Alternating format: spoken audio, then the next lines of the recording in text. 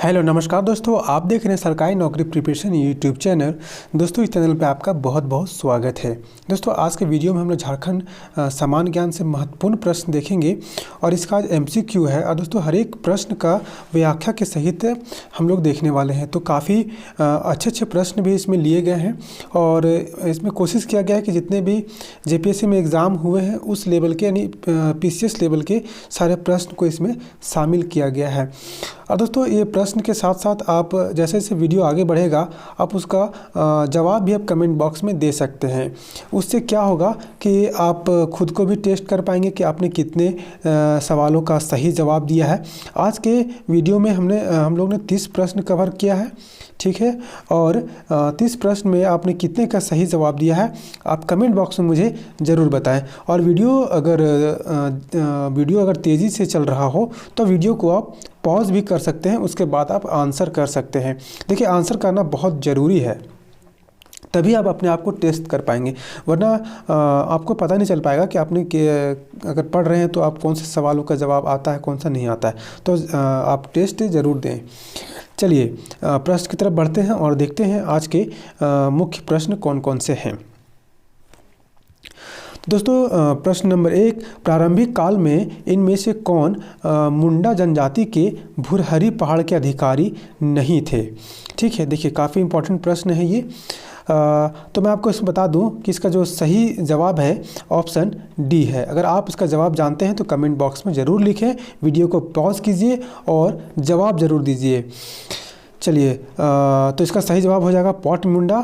ठीक है, जो लाल था, जो मुंडा शासन व्यवस्था में लाल का क्या काम था, ये वकील थे। ठीक है, इनको वकील था, लाल को वकील भी कहा जाता है। और कातरू जो थे वो जैसे दरोगा होते हैं, वो उसका काम ये था। तो और ये कुंवर भी थे, ये पद भी था, लाल भी था और कातरो भी था। तो ये पाट मुंडा जो है सही जवाब हो जाएगा, ये कोई पद नहीं था। ठीक है, ये कोई पद नहीं था। चलिए आगे देखते हैं। नेक्स्ट क्वेश्चन है, नागवंशी शासक राजा दुर्जन साल 1628 में मुगल सम्राट जहांगीर को वार्षिक दर देना स्वीकार किया था, वह वार्षिक कर राशि क्या थी।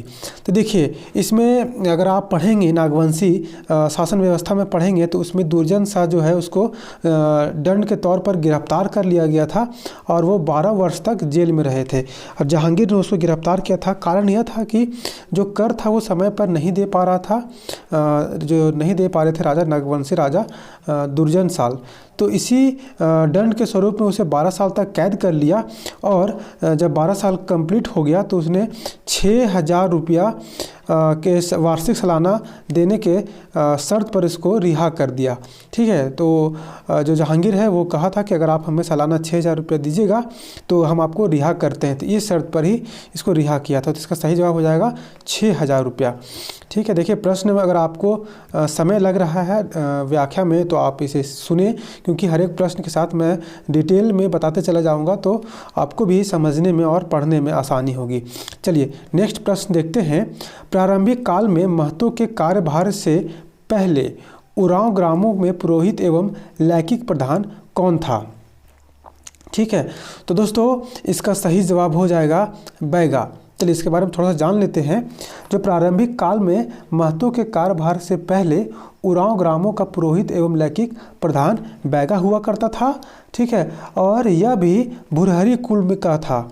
ठीक है, ये कौन सा कुल का था, ये भुरहरी कुल का था और उसके कुल को महतो खूंट भी कहा गया। इसके जो कुल है ना उसको महतो खूंट भी कहा गया।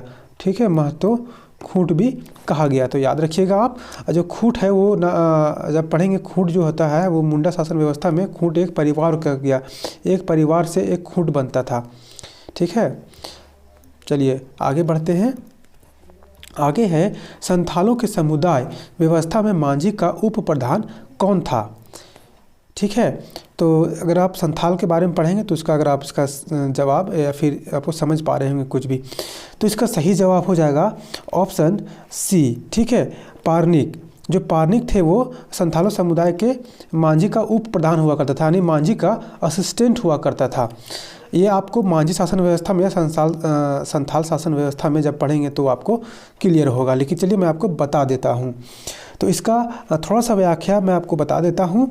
इसका संथालों के समुदाय व्यवस्था में मांझी का उप प्रधान पारनिक था और ये मांझी का सहायता करता था। ठीक है, हम लोग असिस्टेंट भी बोल सकते हैं इसको। मांझी का असिस्टेंट था कौन? पारनिक। आगे बढ़ते हैं। अगला प्रश्न है, मुंडा मान की व्यवस्था को किस अंग्रेजी पदाधिकारी ने मंजूरी दिया था? तो जो मुंडा मान की व्यवस्था था इसको थॉमस विल्किंसन ने मंजूरी दिया था और ये मुंडा मान की व्यवस्था सुचारू रूप से चलते रहा था जैसे चल रहा था। ठीक है, चलिए आगे देखते हैं। कौन सा कथन ढोकलो सोहर महासमिति के लिए सही नहीं है? तो दोस्तों इसका सही जवाब हो जाएगा ऑप्शन बी, पंचायती राज का समर्थन किया। ठीक है, इसका सही जवाब हो जाएगा पंचायती राज का समर्थन किया। चलिए, इसमें कुछ समझने वाली बात नहीं है, आपको इसमें से केवल देखना था। नेक्स्ट क्वेश्चन है, जिसने जंगल को साफ किया और खेती के लिए तैयार किया उस परिवार को क्या कहते हैं? तो दोस्तों जिसने जंगल साफ किया और खेती के लिए तैयार किया उस परिवार को भुइन हारस कहेंगे। ठीक है, उनको क्या कहेंगे? भुइन हारस। थोड़ा सा स्पेलिंग टेढ़ा है पर याद रखिएगा, भुइन हारस। उसने क्या किया था? खेतों को खेती के लिए तैयार किया था और जंगल को साफ करके। चलिए आगे देखते हैं। नेक्स्ट प्रश्न है, ग्रामीण शासकीय व्यवस्था में बैगा का क्या कार्य है? ठीक है, तो ग्रामीण जो शासकीय व्यवस्था है उसमें बैगा का क्या कार्य है? तो दोस्तों इसका सही जवाब हो जाएगा ऑप्शन ए, ग्रामीण देवताओं को शांत करना। ठीक है, ग्रामीण देवताओं को शांत करना। तो थोड़ा सा इसके बारे में हम लोग जान लेते हैं। जो ग्रामीण शासकीय व्यवस्था में बैगा का कार्य ग्रामीण देवताओं को शांत करना है। बैगा जनजाति झारखंड की एक अल्पसंख्यक जनजाति भी है। याद रखिएगा, जो बैगा है वो अल्पसंख्यक यानी माइनॉरिटी में आता है, माइनॉरिटी ट्राइबल कास्ट है ये। बैगा समाज में गोत्र या गांव के स्तर पर संगठन पाया जाता है। ठीक है, चलिए आप समझ गए होंगे। चलिए आगे बढ़ते हैं। प्रश्न संख्या 9, झारखंड के सदान का मुख्य व्यवसाय क्या है? देखिए, सदान के मतलब समझ रहे हैं, जो गैर आदिवासी जो है वो सदान कहलाते हैं। और जो सदान है वो यह झारखंड में पहले से मौजूद थे, बाद में आके ये बसे नहीं, ये पहले से मौजूद थे। और जितने भी जनजाति हैं वो बाहर से आकर के बसे हैं। तो सदान का आप समझ गए होंगे। तो इसका व्यवसाय क्या है? इसका व्यवसाय जो मुख्य रूप से ये है, खेती करते हैं और खेती पर ये निर्भर रहते हैं। चलिए आगे देखते हैं। प्रश्न संख्या 10, निम्नलिखित भाषाओं में से कौन सा भाषा झारखंड के आदिवासी समुदाय से विलुप्त हो गई? ठीक है, तो इसका ऑप्शन है ऑप्शन डी, असुरी।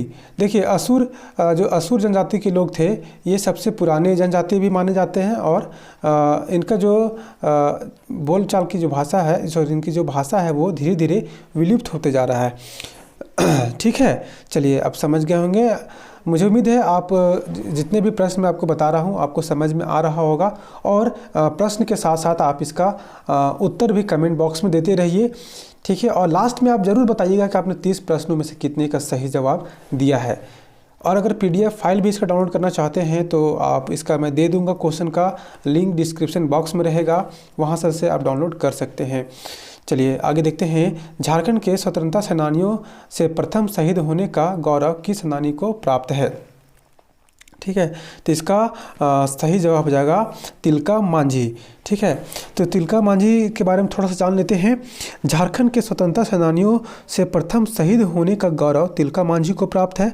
और तिलका मांझी का जन्म कब हुआ था? 1750 ईस्वी में हुआ था। कब हुआ था? तिलका मांझी का जन्म 1750 ईस्वी में हुआ था। और इनका जन्म स्थान कहाँ था, इनका गांव कहाँ था जहाँ पे जन्म हुआ था? तिलकपुर। ठीक है, तिलकपुर में इनका जन्म हुआ था, तिलकपुर गांव में। ठीक है, चलिए और इसके बारे में थोड़ा सा और वो है, ये कैसे इनका मतलब शहीद हुए थे। तो आर्यकुट के नेतृत्व में अंग्रेजी सेना ने तिलका मांझी बचकर भाग निकला और सुल्तानगंज की पहाड़ियों में जाकर के छिप गए थे। ठीक है, और 1785 में तिलका मांझी को धोखे से पकड़ लिया गया था। इनको धोखे से पकड़ लिया गया और उसे रस्सी से बांधकर 4 घोड़ों द्वारा घसीटते हुए भागलपुर तक लाया गया। सोचिए कितना बेरहमी से इनको मौत दिया गया था, जहां उसे बरगद के पेड़ पर लटका कर फांसी दे दी गई। ठीक है, तो आप समझ गए इनका जन्म कब हुआ था, 1750 में हुआ था। गांव का नाम क्या था, तिलकपुर था।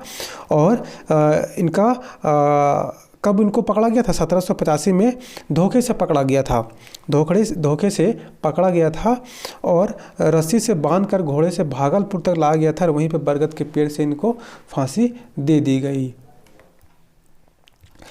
चलिए दोस्तों, मुझे लगता है कि मैं आपको जितना भी MCQ करवा रहा हूँ, हर एक प्रश्न का जो डिटेल आपको मिल रहा है, इससे आपको काफ़ी समझने में आसानी होगी। आप मुझे कमेंट बॉक्स में बताएं कि आपको कैसा लग रहा है, जो मैं व्याख्या दे रहा हूँ उससे आप समझ पा रहे हैं कि नहीं समझ पा रहे हैं।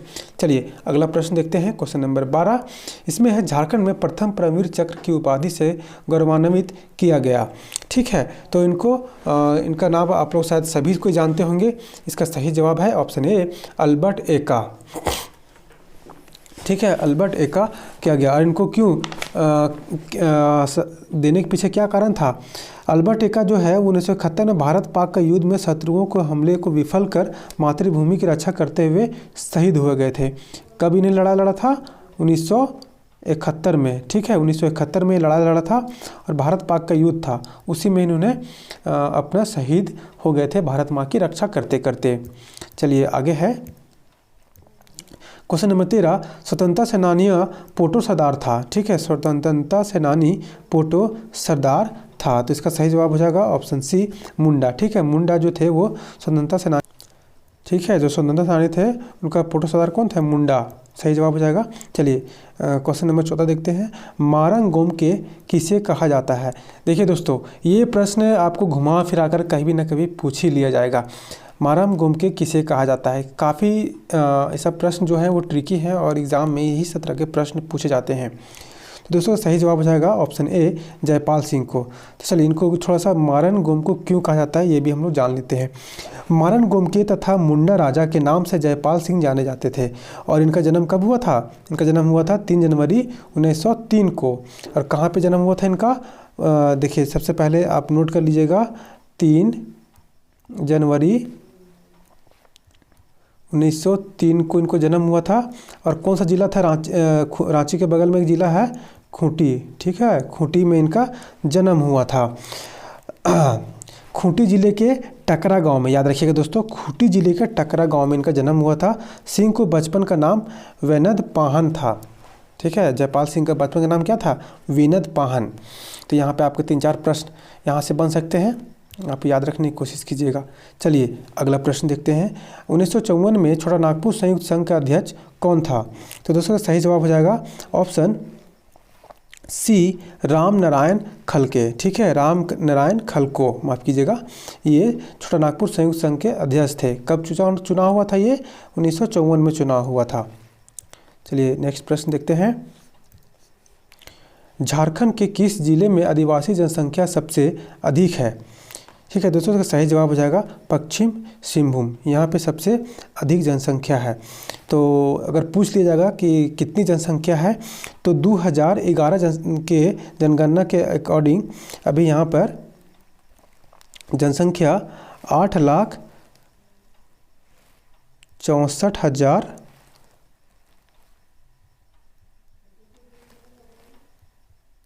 ठीक है, देखिए इतना जनसंख्या है, याद कर लीजिएगा। ठीक है, चलिए माफ़ कीजिएगा, 86,04,000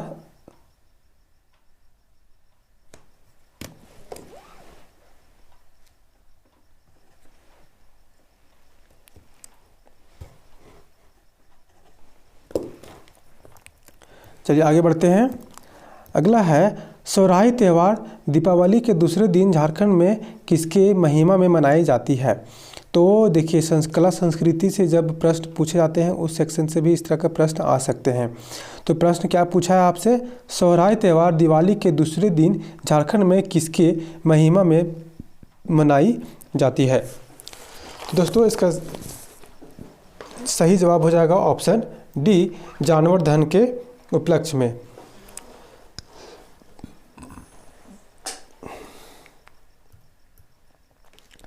नेक्स्ट प्रश्न है, बाबूलाल मरांडी झारखंड के मुख्यमंत्री पद संभालते ही कौन से जिले को उप राजधानी के रूप में विकसित करने का ऐलान किया था? तो दोस्तों सही जवाब हो जाएगा ऑप्शन सी, दुमका। ठीक है, जो कि दुमका अभी झारखंड का उप राजधानी भी है। चलिए अगला प्रश्न है, हिल असेंबली प्लान किसके द्वारा चलिए नेक्स्ट क्वेश्चन देखते हैं, संथाल में विवाह का सबसे समान रूप कौन सा है? तो दोस्तों का सही जवाब हो जाएगा ऑप्शन डी, बपला। ठीक है, बापला जो है वो सब, यहाँ देखिए स्पेलिंग थोड़ा सा गलत है, यहाँ पे बापला होगा। ठीक है ना, तो बापला जो है सबसे समान रूप, सबसे ज़्यादा प्रचलित है बापला। चलिए आगे देखते हैं, अगला प्रश्न है, संथाली का प्रथम छोटी कहानी का संग्रह था, तो इनमें से कौन सा है? ऑप्शन बी, कुकमू। ठीक है, देखिए थोड़ा सा कुकमू इसका क्या है, छोटी कहानी का प्रथम संग्रह है। चलिए अगला है, लांगड़े क्या है? ये लांगड़े क्या है? दोस्तों इसका सही जवाब हो जाएगा ऑप्शन बी, एक प्रकार का नृत्य है। ठीक है, जो कि माघ महीने में ये नृत्य किया जाता है। कौन से महीने में? याद रखिएगा, माघ के महीने में। यह नृत्य माघ बागा के पूर्व अवसर पर किया जाता है। इसमें महिलाएं पूरी सामूहिक रूप से शामिल होते हैं और यह नृत्य गांव के अखड़ा में ही संपन्न होता है ना। चलिए अब आगे बढ़ते हैं, अगला प्रश्न है, कजली कब गाया जाता है? देखिए दोस्तों बहुत इंपॉर्टेंट प्रश्न है सारे ये सब, है ना। तो कजली कब गाया जाता है, अगर आप थोड़ा सा भी अगर आप पढ़ेंगे झारखंड सामान्य ज्ञान, तो ये सब प्रश्न से आप जरूर रूबरू हो जाएंगे। तो इसका सही जवाब हो जाएगा ऑप्शन सी, वर्षा ऋतु में। ठीक है, जब वर्षा ऋतु होता है तब कजली गाया जाता है। और ये किसके द्वारा गाया जाता है? स्त्रियों के द्वारा गाया जाता है। ठीक है, महिलाओं के द्वारा कजली गीत गाया जाता है वर्षा होने के, जब वर्षा ऋतु होता है ना तब। चलिए अगला प्रश्न है, टांगीनाथ केंद्र था, जो टांगीनाथ केंद्र था, तो इसका सही जवाब हो जाएगा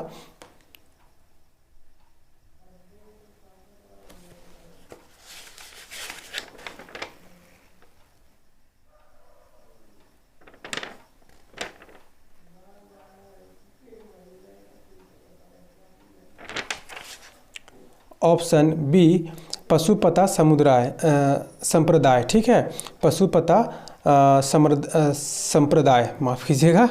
ठीक है, तो इसका सही जवाब हो जाएगा ऑप्शन बी। चलिए अगला प्रश्न देखते हैं, धूमकरिया किस जनजाति के सामाजिक संस्था है? ठीक है, जो धूमकरिया है वो किस जनजाति के सामाजिक संस्था है? तो दोस्तों इसका सही जवाब हो जाएगा ऑप्शन ए, उरांव। ठीक है, उरांव जनजाति का जो है धूमकरिया सामाजिक संस्था है। आगे है, गायब होता हुआ देश उपन्यास के लेखक कौन है? तो दोस्तों इसका गायब होता हुआ देश का उपन्यास के लेखक कौन है? तो इसका सही जवाब हो जाएगा ऑप्शन डी, रणेंद्र। ठीक है, जो रणेंद्र हैं इनके उपन्यास के लेखक हैं।